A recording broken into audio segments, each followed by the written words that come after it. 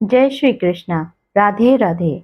आपके अपने लॉर्ड कृष्ण भजन चैनल पर आप सभी का स्वागत है। आज हम फाल्गुन मास के शुक्ल पक्ष की आमल की एकादशी व्रत कथा लेकर प्रस्तुत हुए हैं।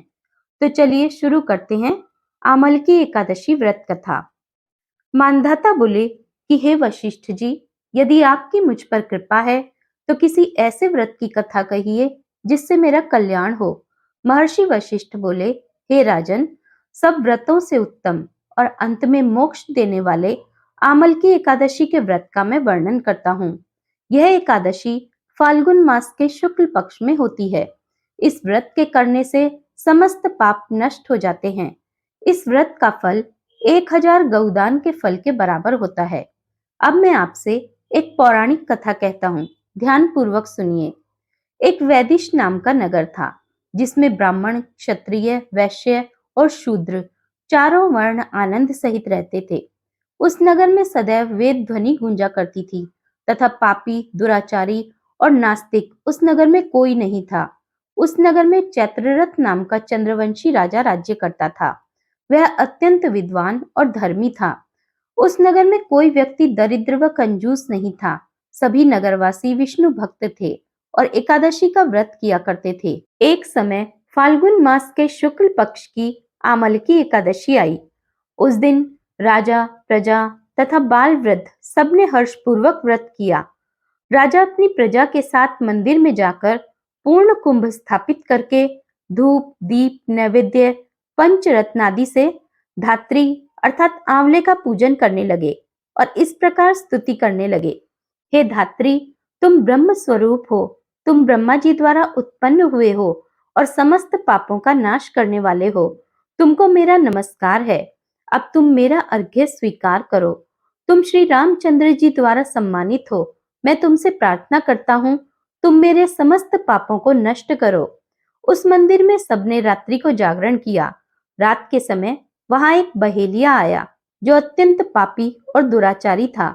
वह अपने कुटुंब का पालन जीव हिंसा करके किया करता था।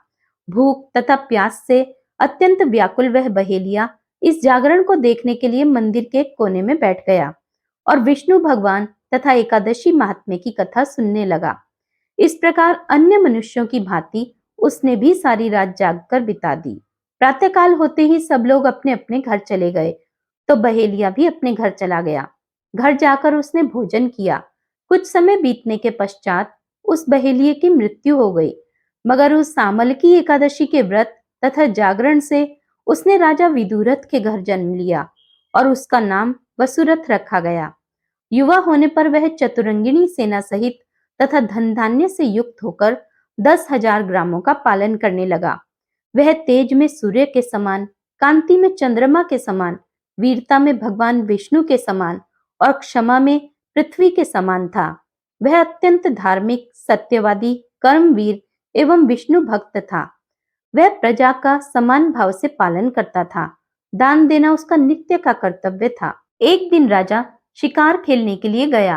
दैवयोग से वह मार्ग भूल गया और दिशा ज्ञान न रहने के कारण उसी वन में एक वृक्ष के नीचे सो गया। थोड़ी देर बाद पहाड़ी म्लेच्छ वहां पर आ गए और राजा को अकेला देख मारो मारो शब्द कहते हुए राजा की ओर दौड़े।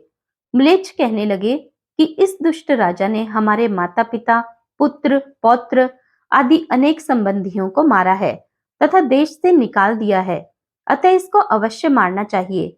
ऐसा कहकर वे म्लेच्छ उस राजा को मारने दौड़े और अनेक प्रकार के अस्त्र शस्त्र उसके ऊपर फेंके।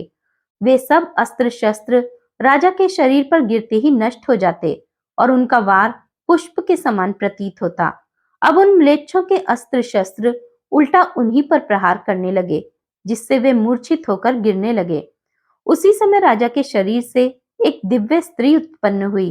वह स्त्री अत्यंत सुंदर होते हुए भी उसकी भ्रुकुटी टेढ़ी थी। उसकी आंखों से लाल लाल अग्नि निकल रही थी, जिससे वह दूसरे काल के समान प्रतीत होती थी। वह स्त्री म्लेच्छों को मारने दौड़ी और थोड़ी ही देर में उसने सब म्लेच्छों को काल के गाल में पहुंचा दिया। जब राजा सोकर उठा तो उसने म्लेच्छों को मरा हुआ देखकर कहा कि इन शत्रुओं को किसने मारा है? इस वन में मेरा कौन हितैषी रहता है? वह ऐसा विचार कर ही रहा था कि आकाशवाणी हुई, हे राजा, इस संसार में विष्णु भगवान के अतिरिक्त कौन तेरी सहायता कर सकता है। इस आकाशवाणी को सुनकर राजा अपने राज्य में आ गया और सुखपूर्वक राज्य करने लगा। महर्षि वशिष्ठ बोले कि हे राजन, यह आमलकी एकादशी के व्रत का प्रभाव था। जो मनुष्य इस आमलकी एकादशी का व्रत करते हैं, वे प्रत्येक कार्य में सफल होते हैं और अंत में विष्णु लोक को जाते हैं। इस प्रकार आमलकी एकादशी व्रत कथा समाप्त हुई। जय श्री कृष्ण। राधे राधे। जय श्रीमन नारायण।